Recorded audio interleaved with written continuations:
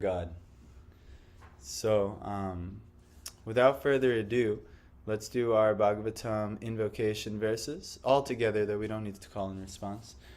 Narayanam namaskritya naram chaiva narotamam devim sarasvatim vyasam tato jayam udiraye.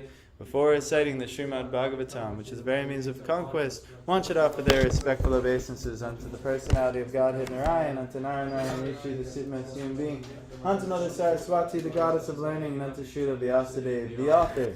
Shrinvatam Svakata Krishna Punya Shravana Kirtana Hridyantastoya Badrani Vidhunoti Sarhitsatam. Shri Krishna, who is the Paramatma, the super soul within the heart of each living entity, and the benefactor, the truthful devotee, cleanses the heart of material desire of the devotee, who has developed the urge to hear his messages, which are in themselves virtuous when properly heard and chanted. Nashta prayeshva badreshu nityam bhagavata sevaya bhagavati uttama shloke bhakti bhavati naishtaki. By regular hearing of the Bhagavatam and by rendering service to the pure devotee, almost all that is troublesome to the heart is completely destroyed, and love of the Supreme Personality of Godhead, whose praise with transcendental songs is established as an irrevocable fact. Jai. And then, one more thing. Let's chant the pranams to our Guru Varga. This is the prayers that can be found at the introduction to Bhagavad Gita. Here. One of you guys want to control this? And you can all see on the screen. Oh, yes, very good. That's very nice. Very nice. All right, ready? Om Jnana Timirandasya Jnananjana Shalakaya Chakshurumilitam Tasmai Shri Namaha. I'll get you there. You guys are going to have to figure it out. Oh, now you're moving. Now the mouse is moving me everywhere. Now go. Okay, you got it now. Shri Chaitanya Mano Vishnu Stapitam Yena Bhutale Svayam Rupa Kadamayam Vidati Svatakantikam Vandeham Shri Guru Shri Yuta Parakamalam Shri Rupam Sagrajatam Sahagana Raghunatham Tam Sajivam Sadvaitam Savadutam Parijana Sahitam Krishna Chaitanya Devam Shri Radha Krishna Padam Sahagana Lalita Shri Nisha Hanitam Sja Hey Krishna Karuna Sindhu Bando Jagatpate Gopesha Gopika Kanta Radhakanta Namostate Tapta Kanchana Gaurangi Radhe Vrindavaneshwari Vrishabhani Sute Devi Pranamami Priye Panchakalpa Tarunyascha Kripa Sindhu Vedacha Patitanam Pavanene Jai Shri Krishna Chaitanya Prabhu Nityananda Shri Advaita Gadadara Shri Vasadi Gaur Bhaktivinoda. All together. Hare Krishna Krishna Krishna Hare Hare Hare Rama Rama Rama Hare Hare. Namo Vishnu Padaya Krishna Prasthaya Bhutale Shrimate Bhaktivedanta Namaste Saraswati Devi Gaurvani Pracharine Nirvishesha Shrivari Vashtatra Deshatarine. Jai. Alright. So Srimad Bhagavatam Ki Jai. Can I turn my brightness up here? You guys can see great, but I can see very little. Oh, does it screw with your brightness? No. Oh, it's okay? Yes. All right, good. All right, the last verse we read was how the female relatives, whose eyes were flooded with tears out of anxiety for Krishna, came out of the palace. They could stop their tears only with great difficulty. They feared that tears would cause misfortune at the time of departure. I didn't get to mention this yesterday, but there's many, they're almost like superstitions, but it's actually factual. There's certain elements when someone arrives, when someone departs, and there's many facets of life where there's proper ways to act which bring fortune, and there's improper ways to act which bring misfortune. So when somebody's leaving to be lamenting and tears and all these things, they didn't want to bring misfortune to such a journey. But they were fighting with tears so heavily. And actually this is all of our acharyas. In Gaura Govinda Swami, he's very famous. One of Srila Prabhupada's chief and most intimate disciples. And very few had the time spent with Srila Prabhupada like Gaura Govinda Swami did. And he had like a couple weeks straight, very, very intimate exchange with Srila Prabhupada. And but he used to say, we're a crying school for Krishna. We're teaching others how to cry. Personally, in my life, I had such a hardened heart, I couldn't ever imagine. I think I went for about maybe 10 years of my life not crying. And and for like a male, like that's normal in America to not cry, to not have emotions. Not crying, getting numb. What's that? Not crying or being numb. Yeah, well, it's just that's what it is. They're both the same. Not crying means being numb. The heart is meant to feel. Yes. But unfortunately, we've been in this society trained, especially the men. The men have been trained to be, don't you cry, you're a big baby. If you cry, you're weak. Yes, if you cry, you're weak. You're a beta male. Be an alpha male. Don't cry.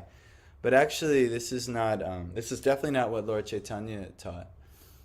But this isn't ultimately. Now, lamentation is one thing. Unnecessary lamentation. But the heart should feel. And especially, who should it feel for? Krishna, the Lord. That's where the heart should feel. And it's amazing to cry for the Lord. Actually, there were two very pivotal moments in my life where I actually couldn't control myself.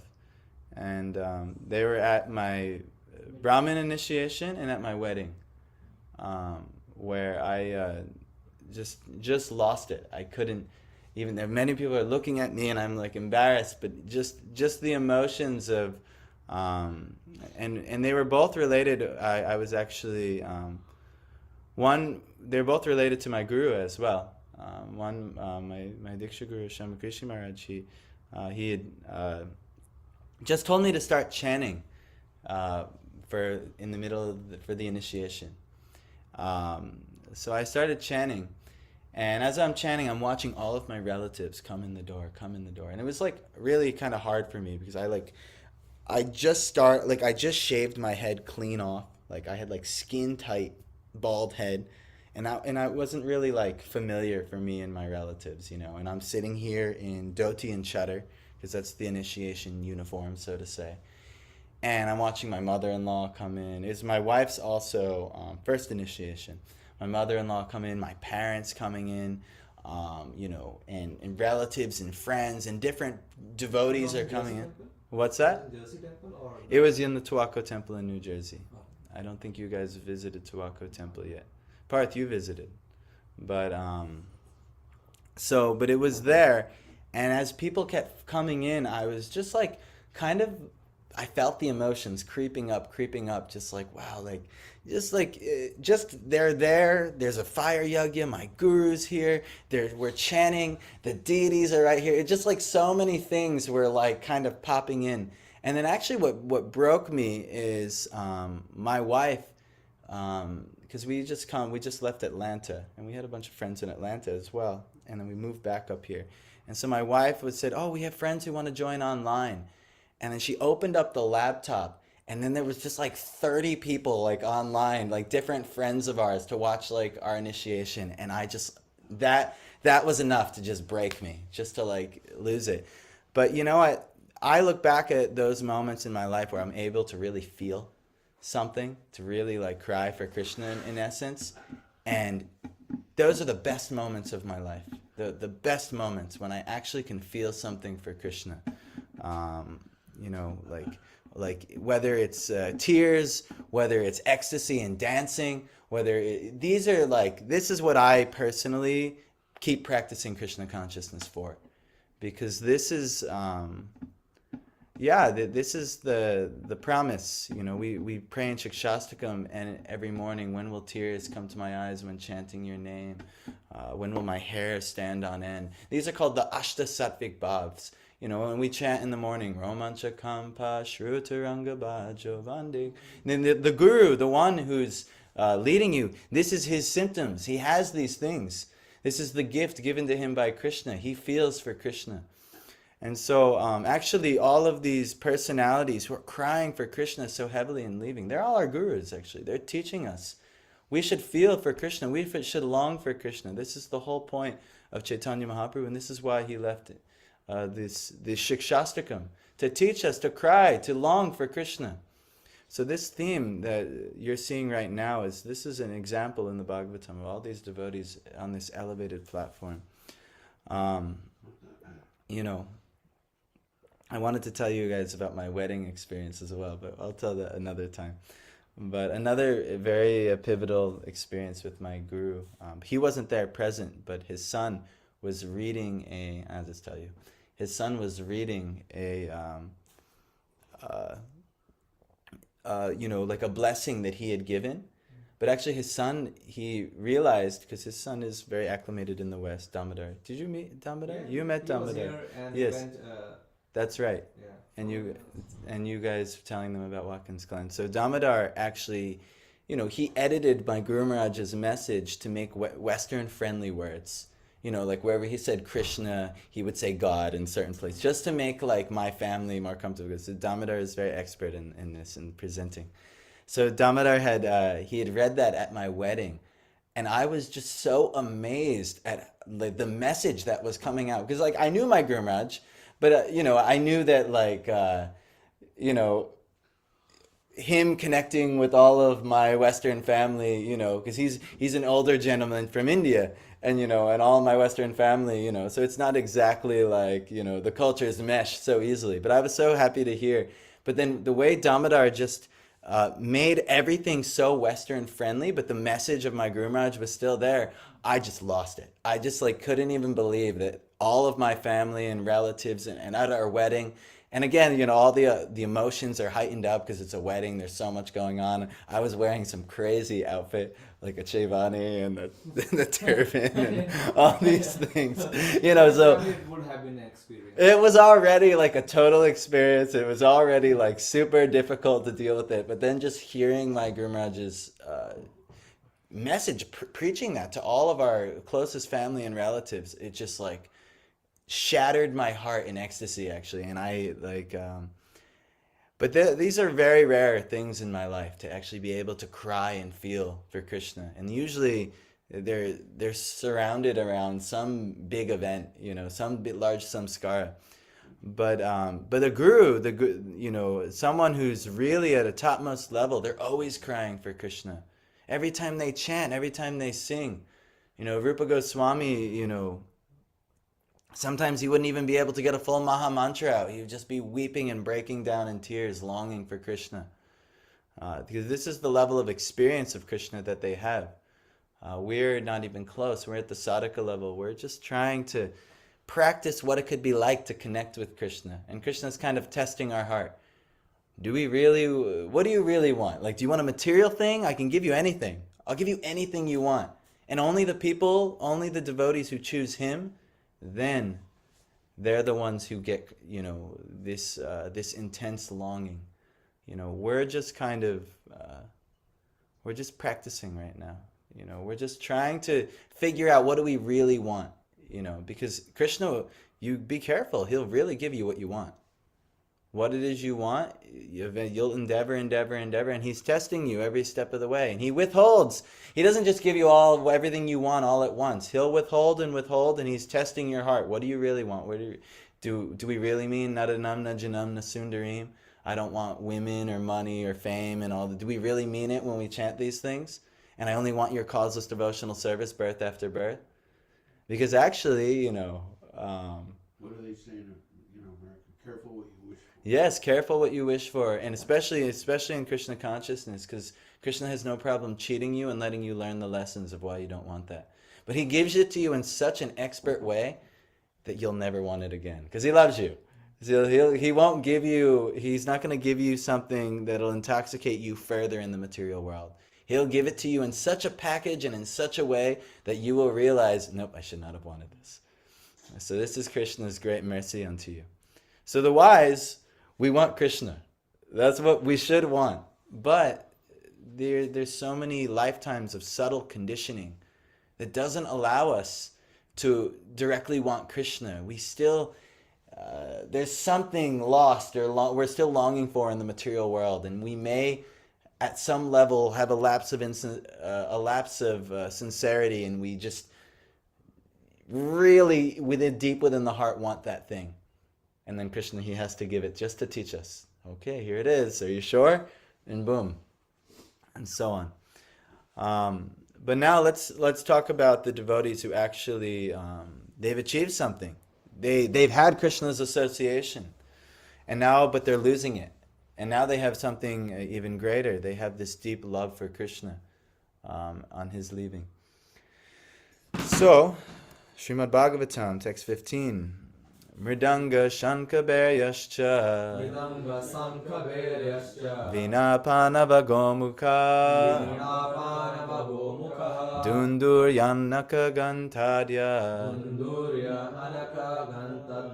Nedor Dundubhayastatha Mridanga, sweet sounding drum. Shanka, conch shell.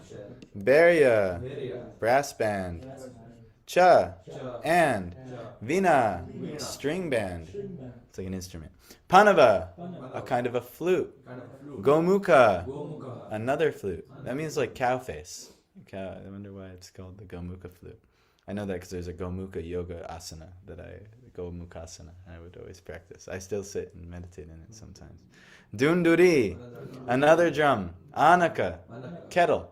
Ganta, bell. Adya, others.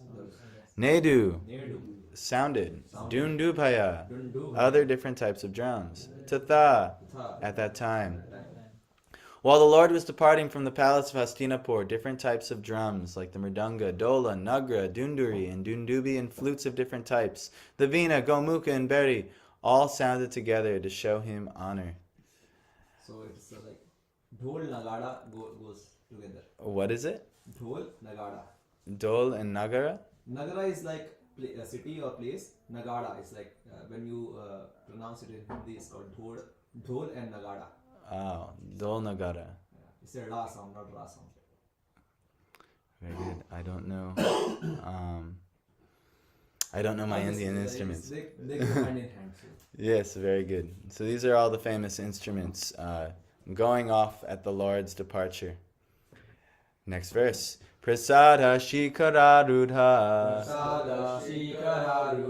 Kurunaryo Didrikshaya Vavrishu Kusumai Krishnam Prema Virida Smitekshanaha Prasada Palace. Wow, that's not what I thought of now. Shikara, the roof. Arudaha, ascending. Kurunaryaha, the ladies of the Kuru royalty. Didrikshaya, seeing. Vavrishu, showered. Kusumai, by flowers. Krishnam, unto Lord Krishna. Prema, out of affection and love.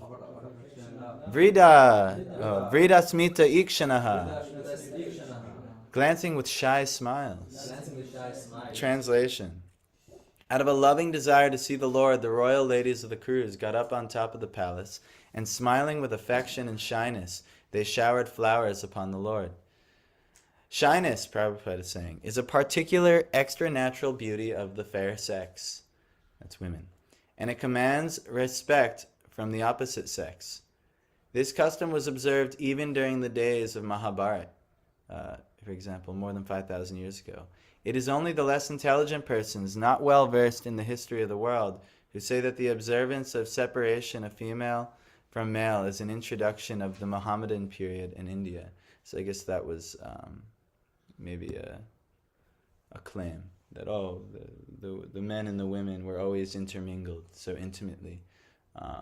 And then only when the Mohammedans invaded, then they separated it. But actually, Prabhupada is saying this is not the case. And Bhagavatam evidences this is not the case. This incident from the Mahabharata period proves definitely that the ladies of the palace observed strict parda, restricted association with men. And instead of coming down in the open air where Lord Krishna and others were assembled, the ladies of the palace went up on the top of the palace from there paid their respects to Lord Krishna by showers of flowers. It is definitely stated here that the ladies were smiling there on the top of the palace, checked by shyness. The shyness is a gift of nature to the fair sex, and it enhances their beauty and prestige, even if they are of a less important family or even if they are less attractive. We have practical experience of this fact. A sweeper woman commanded the respect of many respectable gentlemen simply by manifesting a lady's shyness. Half-naked ladies in the street do not command any respect, but a shy sweeper's wife commands respect from all. This is Prabhupada's claim. But you see this, at least I did growing up, where you're always more attracted to the shyer, a shyer lady or something like that. As soon as one is like very, very outspoken or something, it's just like naturally repels the masculine energy. Because actually that energy is masculine itself. So, and actually we're seeing kind of a transformation where women are taking more masculine tendencies and men are taking more feminine tendencies. And so you have a whole mishmash now of what is male and female, and not just the bodies. The bodies and genitalia have one thing, but the actual energy, the actual mentality, it's all mixed up. But no problem. But we see, their shyness is an inherently feminine quality, and it actually controls men like anything. We're having a really nice speaker here. Her name is Devaki Devidasi. She's an ascetic, renounced woman. She had a divorce early in her Krishna consciousness, which kind of forced her into the ashram of almost like being a widow. Because her husband, for whatever reason, they were practicing Krishna consciousness sincerely together, but at some point he just decided in this lifetime it was no longer for him. And she was convicted fully, and she just couldn't leave with him. So she kind of took like the ashram of being almost like a widow. So she lived her life as a whole renunciant monk actually after that. Because that's actually, in essence, what one would do if one is like in a widow's situation. But she's coming here May 1st. She'll be here for like 3 or 4 days. And we just opened her books this morning. She's got a bunch of books exactly on this subject matter. How to properly be in the man's role. How to properly be in the woman's role. And all of these things they're done not as like, this is ultimately the religious function. This is what women do. This is what men do. If you do your role, you're automatically religious. But actually what they do is they stimulate the proper ability to practice spiritual life nicely. Just like you have a car, we have different cars for different purposes. Sometimes you get in an SUV, and an SUV is good for one purpose. But then sometimes you get in a sports car, and a sports car is good for another purpose. But you would not necessarily take an SUV to a race. And you wouldn't want to necessarily take a sports car on a cross-country trip with all your friends. There are different functions and different roles. So male and female bodies have different functions for different roles. And so when you actually utilize the body that you have in its proper role, you can actually use the car better. You have better efficiency, better experience using the vehicle. So that's really all we have. We have this bodily vehicle. Mine's male. Ours are male in this room. My wife is a female role. It's completely different, But it doesn't limit. One isn't necessarily better or worse. One is just used, like an SUV is used for certain purposes and a sports car is used for certain purposes.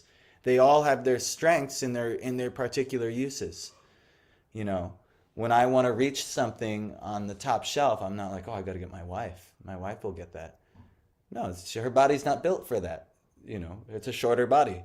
You know, if I want to like lift something heavy, and you know, especially now my wife's pregnant, I'm like, oh, I got to get my wife up here. You know, no, you wouldn't do like that, right? And so similarly, there are things that a man will specialize in, and a thing that women will specialize. Prabhupada will break this down throughout the whole Bhagavatam. But actually, one of the attractive qualities of a woman that actually makes her command respect is a woman's chastity or shyness. This is all men are very are dominated by this quality in women.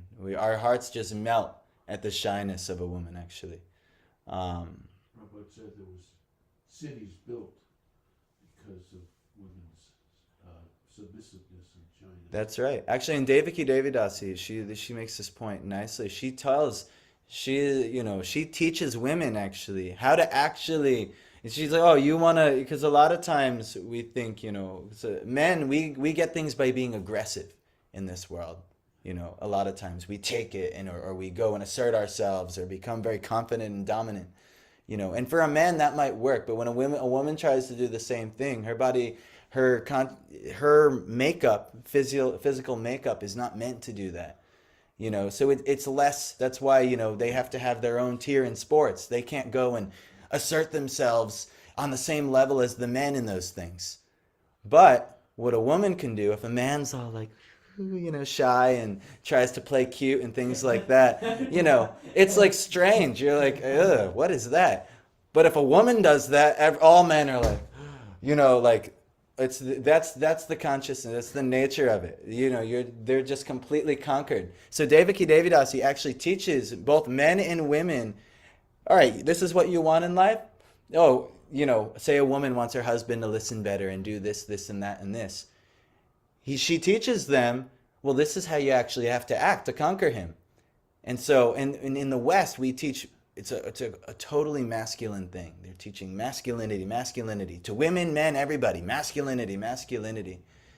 But ultimately, The more masculine you are, the more material you are.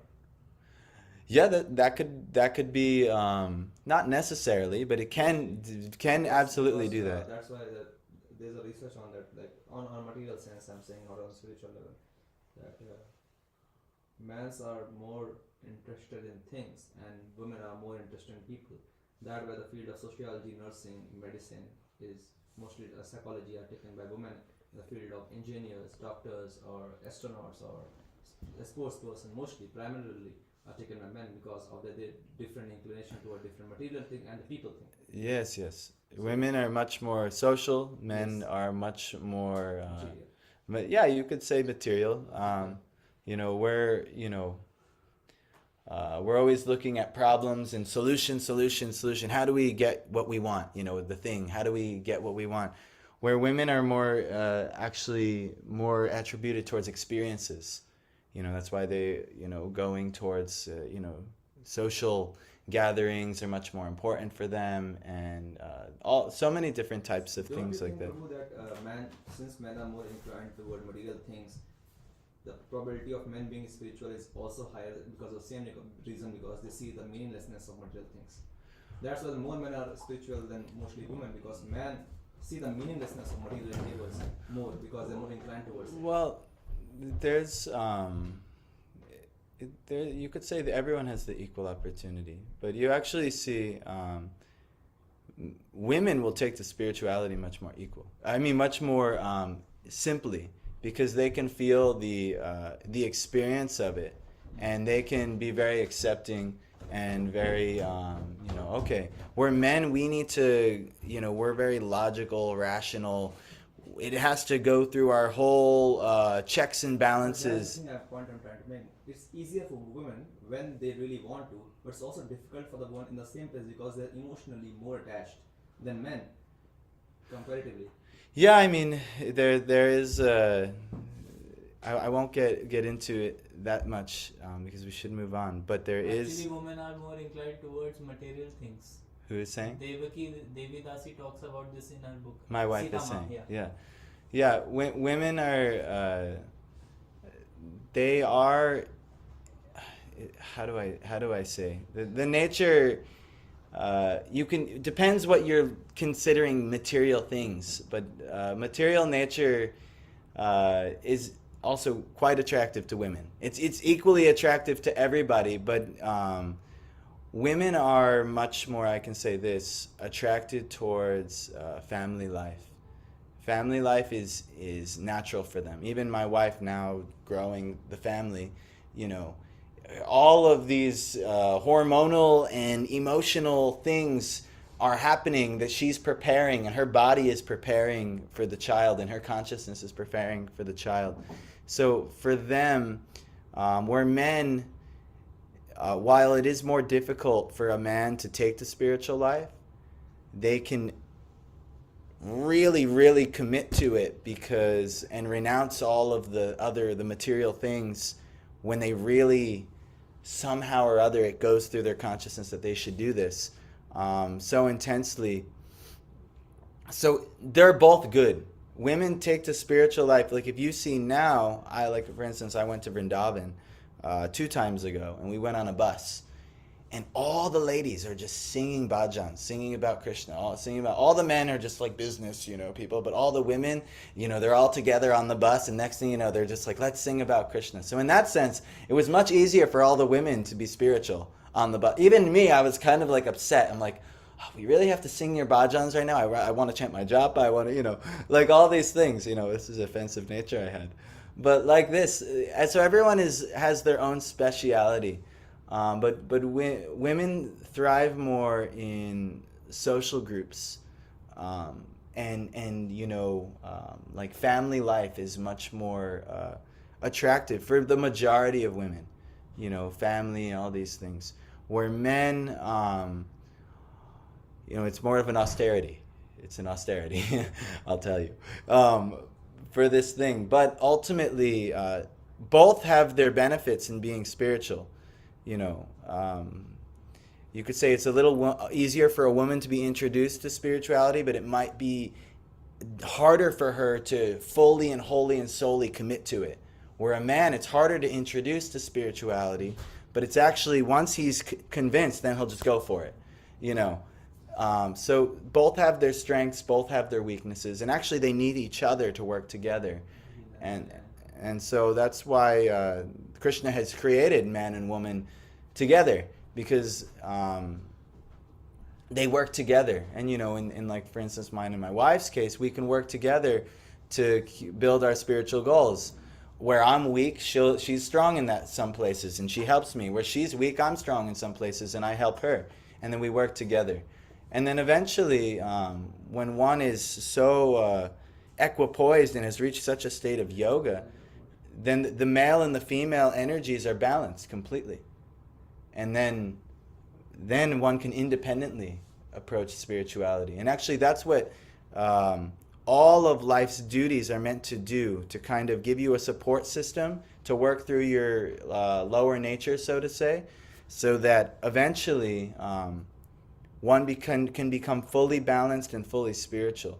But there's no limitation. Oh, she's in a woman's body, it's just so she's screwed in this area, or in a men's body.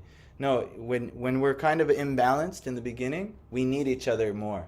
That's why most people get married, because it's actually a need for the imbalances that we have. But at some point, you're going to have to die alone. You're going to have to face, your spiritual process alone at some point. And hopefully the women and men have worked together to build a spiritual life so that they can become more balanced and able to do that. So this is what all of the... Devaki Devidas, she's going to have whole seminars on this. This is what she does. So this is... when she comes, you guys pay attention. And actually, especially the ladies will learn so many tricks on how to conquer men. And I've seen it when my wife actually applies these principles. It just melts my heart. Instead of yelling at me, if she just gets very sensitive and soft, I'm like, oh, what's the problem? You know, but if she just like turns and kind of does the masculine thing towards me, like kind of aggressively yells towards me, I'm like repulsed even more. I'm like, I'm definitely not giving her what she wants. You know, so it's like, it's just the nature of how to do these things, yes. Padma Prabhu is saying like two wheel of the same coin support each other in the material and the spiritual journey. Yes, yes. They're two parts of the same coin, and they're necessary for each other. But at the same time, you know, they have their, you know, their strengths and they have their weaknesses. And then together, that's why man and woman come together, because they balance each other out. So like this. But let's finish this paragraph. I wanted to talk about crying for Krishna today. I'm going to have to change the title to roles of men and women. So anyway, human civilization as conceived of by the sages of India is to help one free himself from the clutches of illusion. The material beauty of a woman is an illusion because actually the body is made of earth, water, fire, air, etc. But because there is the association of the living spark with matter, it appears to be beautiful. No one is attracted by an earthen doll, even if it is the most perfectly prepared to attract the attention of others. The dead body has no beauty because no one will accept the dead body of a so-called beautiful woman. Therefore, the conclusion is that the spirit spark is beautiful. And because of the soul's beauty, one is attracted by the beauty of the outward body. The Vedic wisdom, therefore, forbids us to be attracted by false beauty. But because we are now in the darkness of ignorance, the Vedic civilization allows very restricted mixing of woman and man. They say that the woman is considered to be the fire, and the man is considered to be the butter. The butter must melt in association with fire, and therefore they may be brought together only when it is necessary. And shyness is a check to the unrestricted mixing. It is nature's gift and it must be utilized. So he's saying this is... And I thought the fire and butter things. No, it's very true. It's very true. You see, you get... I have to be very careful, you know, in my dealings as well. You know, and you notice I mostly deal with the men, you know, and then, you know, like yesterday we had, you know, Brajesh said that thing and Meghna got a little sensitive over that thing. So what happened was she ran to my wife for an embrace, you know. So this is natural, actually.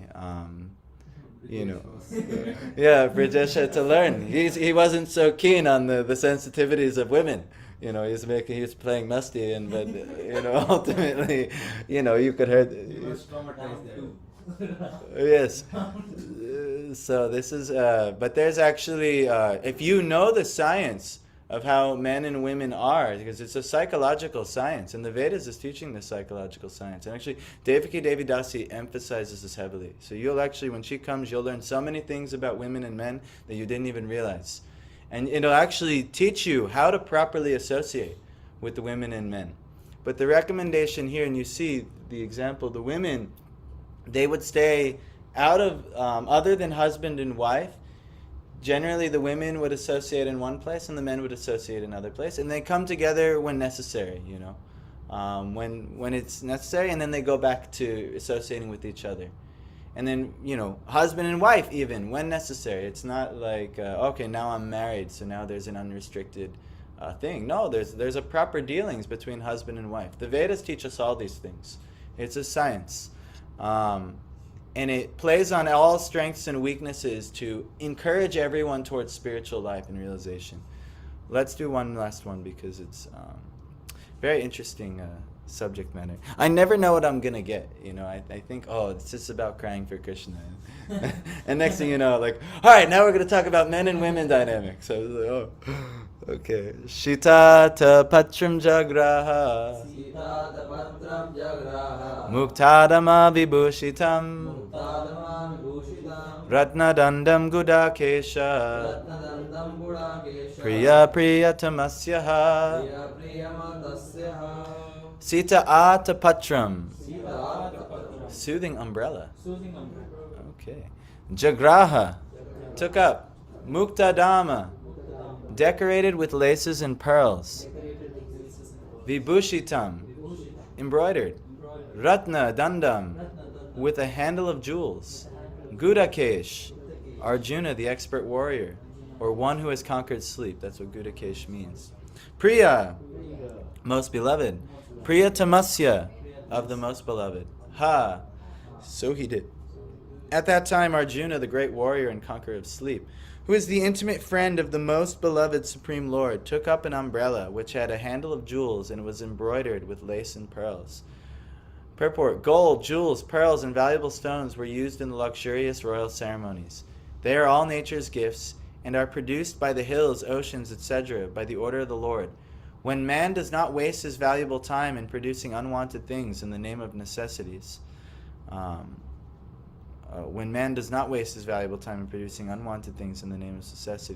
by so-called development of industrial enterprises, they are now using pots of gutta percha instead of metals like gold, silver, brass, and copper. What is gutta percha? What do you think? Someone Google that for me. They are using margarine. Tree that produces rubber like latex. It's a tree. Oh, like rubber, like things? The hard the plastic substance which is coagulated latex of certain duration. Like plasticky stuff. Oh, plastic. So he's saying like. real No, material. it's like movie and stuff. Okay, so. But anyway, they are using margarine instead of purified butter, and 1/4 of the city population has no shelter. So you're seeing he's kind of saying, in, pretty direct terms, our industrial society or our Western, you could say, society is, it's supposed to be more advanced, but you actually see what is the actual quality of things. Everything's degrading. We use plastic. I just saw something yesterday. They're saying that the average person has like a spoonful of microplastics in their brain. Yeah. Like a spoonful. That's disgusting. That's disgusting, actually. It's But- like what you said the other day about medicines used to mostly come from plants and juice and stuff. Now they synthesize it and who knows what's it. Yeah, it's oil-based and plastic. It's crazy, actually. But, I know I grew up, my mom fed me McDonald's, everything, and in the McDonald's, they have like yoga mat chemicals to keep the bread shapely and stuff like that. It's crazy what they do in America. Actually, me and Sita's uncle, we were talking about this the other day, and it's wild. Which is interesting to see. But actually, I think the new guy, this RFK, I think he just banned certain things like this. But I don't know. I don't know. As of right now, it's a disaster, though. FMCG is like a big lobby, so it's very difficult to. Oh yeah. It's very difficult to get anything done in Kali Yuga democratic governments because, There is a farm like yeah, it's pretty much what we have to do. Is Prabhupada wanted us all to produce everything ourselves, devotee run everything, and we can do things the right way, and we don't have to rely on people who are committed to doing things the wrong way. So, this is the system. So anyhow, couple subject matters today, talking about the shyness of the ladies and the ladies keeping to themselves, and how actually this naturally attracted the men more to serve them and provide their needs. There's a very common saying, the most powerful man can be brought to his knees only by a woman. And how? By her exhibition. It's not by her exhibition of strength. This is how the woman conquers the man. No, it's her exhibition of beauty, her exhibition also of shyness, her exhibition of, as Prabhupada said, the fair sex, the fair nature. This is what conquers a man. No one, no one like when they meet their wife, I don't want to speak, especially in today's political culture. You never know. Everyone will be very offended. But I wasn't necessarily like so attracted to my wife in the beginning. I wasn't like, wow, like I'm really attracted to her brawn, or even her brawn, like strength and all these things. This is not, this is not. That's not what attracts. It was the fair qualities of her. That's what attracted. And then similarly for men, it's often things like intelligence and strength and humor and ability to solve issues and solve problems that may attract a woman. So there's many things that can attract them. But anyway. Devi Dasi says that the man wants to be like seen as a hero the woman wants to see the man as a hero, not like kind of like weak and like, there's like a certain like psychological, what is it, like intrinsic need for this. And if it's not there, then just natural repulsion arises over Yes. time. So when so when the woman sees the man as a hero, then actually it's nice. I like hanging around Devaki Devi Dasi because because all of a sudden we were in Mayapur and we were at her book stall in Mayapur, and my wife started to chastise me, and She was taking pictures of us. she was taking pictures, and I wasn't taking pictures very well because that's not my strong suit. And then all of a sudden my wife starts to chastise me, and she turns to her and chastises her. He needs to be seen as a hero, And so it's like that actually. This is the psychological need of men. That's why that's why Duryodhan. Why did he ultimately finally turn and want to wage war? What happened? Draupadi laughed at him. Yeah. Yeah, Draupadi laughed at him. And he was seen as like this incompetent fool in front, and he had a longing for Draupadi. He tried for her at the Swayamvara. But that's all it takes is a beautiful woman to just to see one as less, and it just destroys a man's ego like anything. So there's all these sciences. If you read Bhagavatam, you'll understand all the sciences. It fulfills all your desires. I had no idea how to talk to like women properly. I had no idea. I kid you not. The people I was so-called learning how to deal with women are literally like like porn stars and things like this. Horrible, but this is who are teaching people how to deal between man and woman. But when you actually understand the science of Bhagavatam, you can know, okay, what is the proper dealing? Well, we know they're doing something wrong because in America the divorce rate is so high. It's horrible. Yeah, it's your better chance of divorce than actual success in marriage. So you can't follow these people. It's increasing a lot in India also. Yes. In Kali Yuga it will just Priorities continue. change, no? It's like, Yeah. I think nobody has tolerance in like now. Yeah, everyone just wants to throw it away. Yeah. Oh, it's broken. Get rid of it. You can work to fix it. Yeah. It's not so. It's not The so. main thing also is the women are like earning now, and they know that their worth now in a way. I'm not saying they should. Well, they have the ability now, right? Yes, to be they have freedom Yeah. to choose now. Yeah. Because the society was restraining them, and they didn't have the means to feed themselves. And to Yes. eat. So it's given that okay, why I will compromise when I can sustain myself with better partner. Yeah, in my it's society. it's. So the priorities thing and Yeah, traditionally women always had a full-time job. But it takes a full-time job to actually maintain a home and maintain a family. It's a full-time than job. full-time. Yeah, it's a full-time job. Really full all of your time. Some To do, people say that there are a lot of men caveats. actually started women's liberation because they mistreated them so much. Women felt they had to come out and defend themselves. well, absolutely. You see, we've had an abused patriarchal society for so long, so that naturally that matriarchal energy has to rise and balance itself out. But now you're looking at, But the problem is they are Yeah. becoming the men they hated. Yes. This is the problem when they, this is why Devaki Devi Dasi, she emphasizes how important it is to play the proper roles. Not that just say, all right, a woman, there's a proper way a man should act for spiritual elevation. There's a proper way a woman should act for spiritual elevation. Only two people committed to spiritual elevation can really act in these ways. Otherwise, Kali Yuga will continue to go, and the men will become more woman-like, and the woman will become more man-like. And you're going to see the kind of, even when I met my wife, when I started learning these things, when we first met Devaki Devi Dasi, and we were learning these things, I was realizing, oh my God, this is how I was quite womanly in many ways, and on the flip side, she was quite manly in many ways, as far as like actual energetics and dealings and how one went through life. So we had to learn to, oh my God, we got to flip this.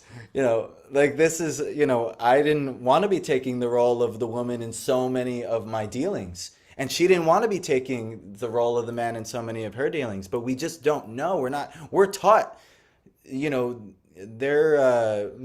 and more men are being belittled in so many ways. Like there was watching some commercial, and the commercial was belittling men, saying like, oh, do you have a husband who can't do anything right? Don't worry, we got this product that, could assure you can do it yourself. And it just like showed some like stupid man, being like, useless in the commercial. But it's teaching women like, yeah, men are stupid, and then like, let's do it ourselves. So we'll take the manly role. Criticize if they're too masculine too, so you can't really win. No, there's no winning anywhere in that They're Kali more Yuga. like Neanderthalish, they're not really being, good men.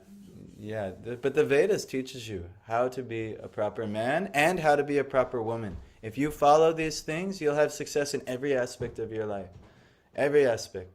I mean, all success I've had in marriage and all resolution we found in marriage, because marriage is not easy. There's a lot of trials. Craig knows. See, that's an experienced man. My dad tells me the same. Yeah, talk to me in 30 years. Like after 30 years of marriage, it's a difficult thing. But a lot of what has carried us through is we had senior devotees to help guide us through a lot of difficulties. Counselors from her end. She had really experienced women able to counsel her. I've had really experienced men able to counsel me. And at the end of the day, when we're reading Srila Prabhupada's books together, a lot of times Prabhupada was the arbitrator. It was just like, all right, here it is. And sometimes she'll throw it in my face. I'm like, damn it. And sometimes I'll throw it in her face. And she's like, damn it. But it works because we have a unified value system. So anyway, not what I thought today was going to be about at all. But Bhagavatam is, you never know what you're going to get. But yeah, good luck. Hare Krishna. And may you all be better men, and Devi, may you continue to be a better woman. And may I especially become a better